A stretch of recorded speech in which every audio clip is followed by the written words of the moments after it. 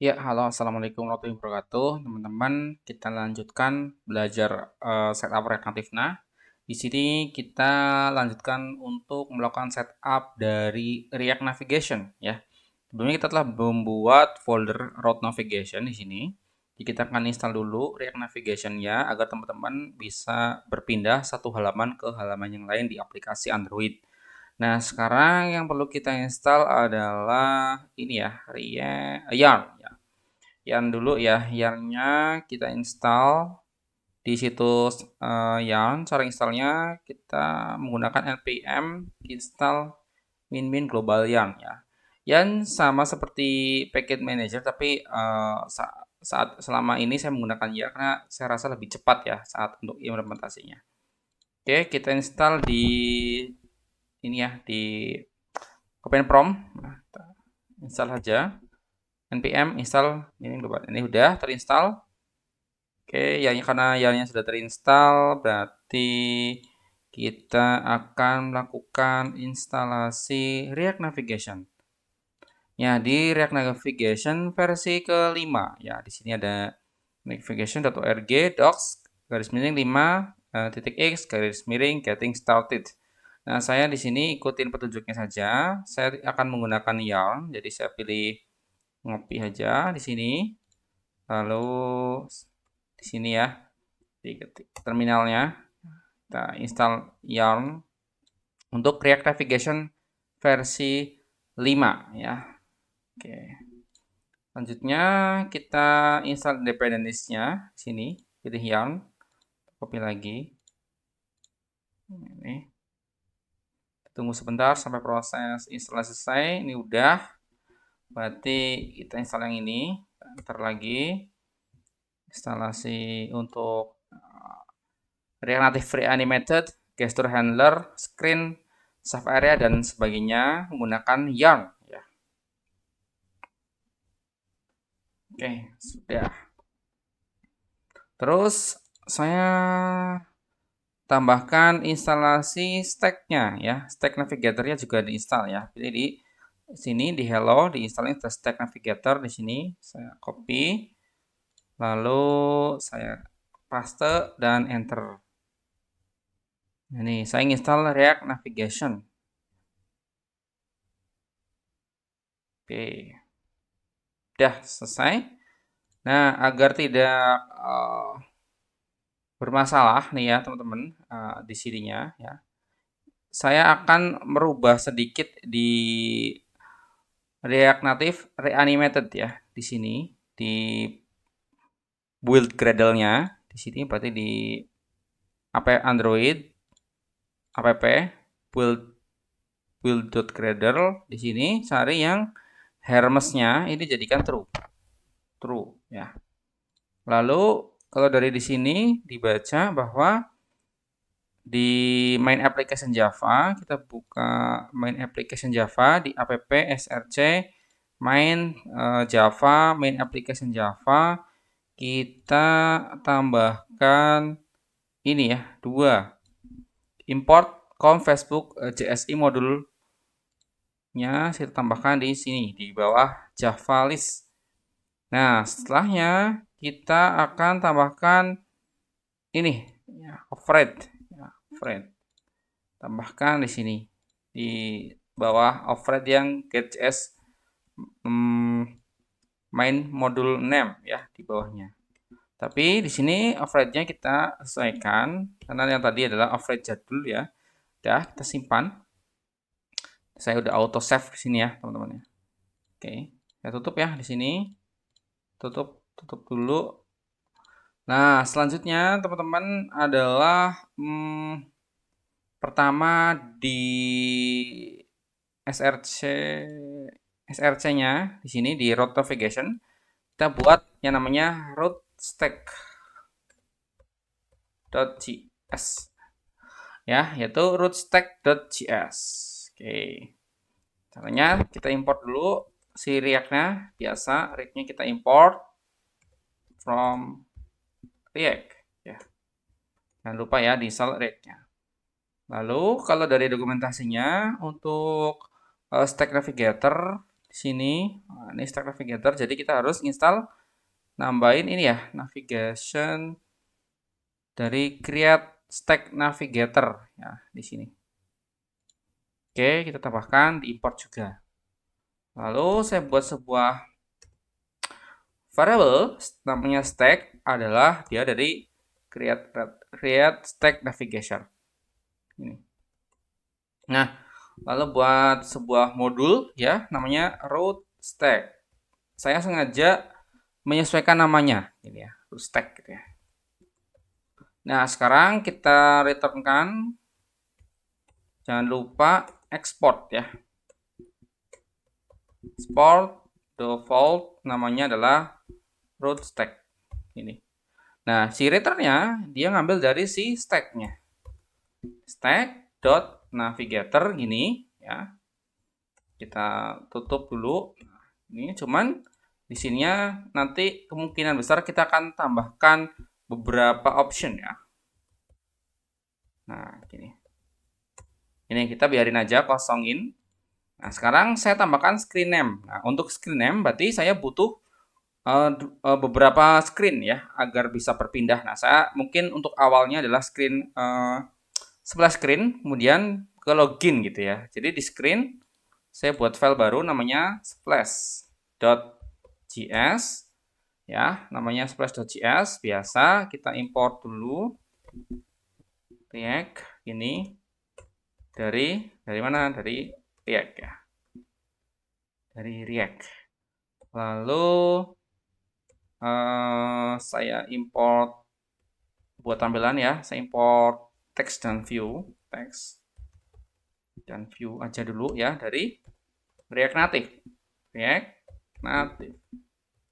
Nah, lalu saya buat sebuah komponen namanya splash aja. Nah, karena tadi sudah menginstal navigation, jadi saya tambahkan property parameter navigation. Gini, saya pakai arrow function, dan dia akan nge-return ke sebuah view gini ya. Nah, view-nya adalah ini ya, splash screen ya. Tulisannya splash screen gitu ya.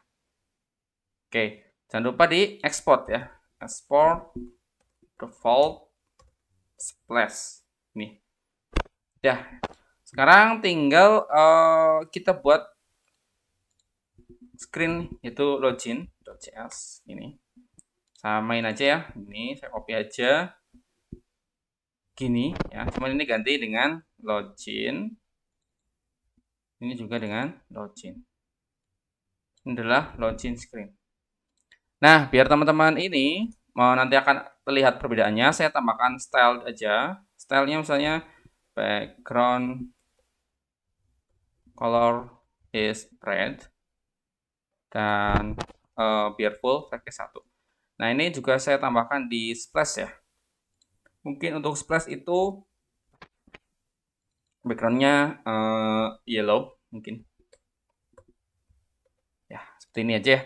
Nah, agar ketika nanti jalan splash screen-nya itu langsung otomatis pindah ke login, berarti kita butuh tambahan fungsi, yaitu pindah ya, switch to login. Misalnya nama fungsinya ini. Oke, misalnya nama fungsinya adalah ini. Jadi dari navigation dia akan navigasi kemana? Ke login. Nah, oke.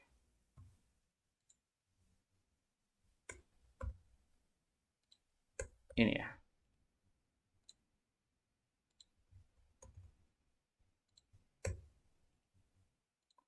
Nah, kita juga bisa menambahkan mau berapa detik nih kita akan pindah dari splash ke login ya. Saya buat sebuah fungsi lagi namanya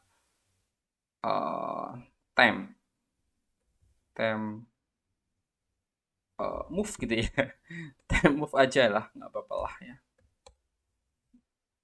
Oke, mungkin kita bisa pakai asynchronous ya, asynchronous. Nah, saya buat asynchronous biar kita bisa pindah. Nah, kita pakai try and chat ya. Try and chat, kita coba dulu. Kita jalankan yang fungsi set timeout ya. Di JavaScript sudah tersedia. Dia jalanin switch to login ya, di yang ini jalanin, dia akan pindah setelah 5 detik gitu misalnya ya. Lalu kita kalau ada kesalahan kita tangkap ada kesalahan apa enggak gitu. Nah, kita tampilkan aja di log ya. Di lognya adalah nampilin error gitu. Nah, agar si time move ini bisa berjalan saat dibuka, berarti kita butuh apa? Use effect. Ya, ingat ya, use effect. Gini, use effect ya. Nah, sekarang saya jalankan nih use effect-nya. Use effect-nya saya buat agar dia membaca fungsi time move. Ini, berarti time move. Jadi time move-nya dijalankan saat pertama kali si splash screen ini dibuka ya. Karena tadi si app.js juga akan menjalankan splash dulu. Nah, oleh karena itu kita harus daftarkan di root stack. Di root stack ya, kita harus jalankan. Daftarkan ya. Jadi stack dot screen. Screennya apa? Screennya sebentar. Screen name-nya adalah splash ini. Lalu komponennya adalah dari komponen yang kita buat tadi ya, splash. Nih, dia otomatis terimport di sini. Oke ya. Lalu mungkin kita tutup dulu ini. Lalu kita juga buat ya, copy aja ya, copy. Nah, splash screen dot login namanya adalah nama komponennya adalah login. Ini. Dia terimport otomatis. Oke ya, terimport otomatis. Nah, jadi ketika teman-teman di sini switch to login, ini navigate login, login ini bukan nama file loginnya, tapi adalah nama dari si root stack screen-nya ya, stack screen ini login gitu. Jadi bukan nama filenya, tapi nama dari screen-nya.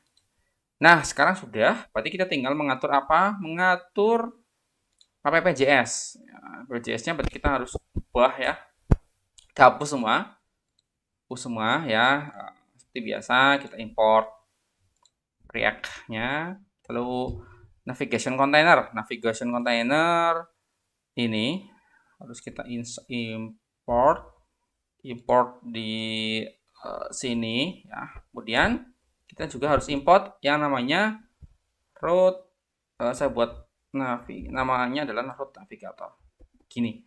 Nah, dari mana? Dari root stack yang tadi ya, yang file ini ya, dari garis miring cari folder root navigation garis miring root stack. Dari mana? Dari ini ya, nama foldernya root navigation root stack gitu.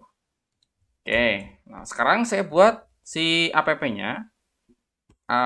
Saya buatkan sebagai komponen juga gini ya. Jadi dia akan nge-return apa? Nge-return si root navigator ya. Nah, jadi navigation container ini. Nah, jadi semuanya akan terintegrasi dengan React Navigation 5 gitu. Lalu saya jalankan root navigatornya. Oke. Ya, sudah. Oke, jangan lupa di export. Export default app. Oke, sudah ya. Sepertinya sudah ya. Kita coba run gitu ya. npx react native run Android ini.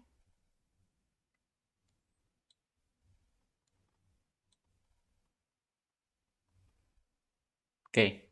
Jadi dia akan jalanin gitu ya, jalanin beberapa step di sini khususnya. Nah, di sini tuh dia juga harus menginstal juga nih pada Android-nya. Oleh karena itu dia download dulu ya teman-teman ya, harus download beberapa komponen-komponen dulu di sini.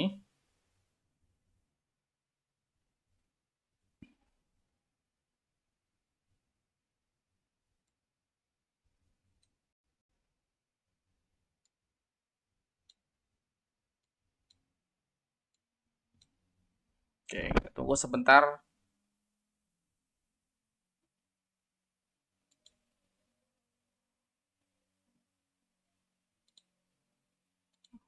Oke, ini dianggap masih belum ulangi lagi. Kita ulangi lagi sampai, nah ini harusnya jalan ya. Tadi JS-nya mati ya teman-teman ya. Kita install ulang. Kita coba install ulang dulu untuk oke, kita lihat di sini ya. Ini ya, ini udah jalan sepertinya. Ya memang untuk develop Android ini cukup berat ya teman-teman, harus menggunakan spek komputer khusus ya untuk bagi teman-teman yang ingin berkarir di mobile developer ya, atau front end nih harus menggunakan spesifikasi ini. Split screen 5 detik dia akan pindah ke hijau, merah ya. Oke ya, kita gitu ya. Jadi dia akan berpindah selama 5 detik gitu. Kalau nggak percaya kita restart dulu ya di sini di pas pertama jalanin ini dia akan ke splash screen dulu ya kan 5 detik 1 2 3 4 5 nanti dia akan pindah ke login. Nah itu biasanya kan splash screen gitu di aplikasi seperti itu ya teman-teman ya, ada logo dulu nanti muncul ke halaman login gitu. Nah ini ide dasarnya seperti itu, jadi ini cukup panjang karena kita uh, install navigasinya dan lain-lain tadi. Nah, tapi nanti setelah ini hanya beberapa setup saja untuk teman-teman, jadi tidak terlalu cepat ya, nanti terlalu susah juga. Ini cukup untuk setup awalnya, saya rasa cukup ya teman-teman. Nanti kita akan coba buat splash screen habis ini. Dan oke, terima kasih, sampai jumpa di video berikutnya.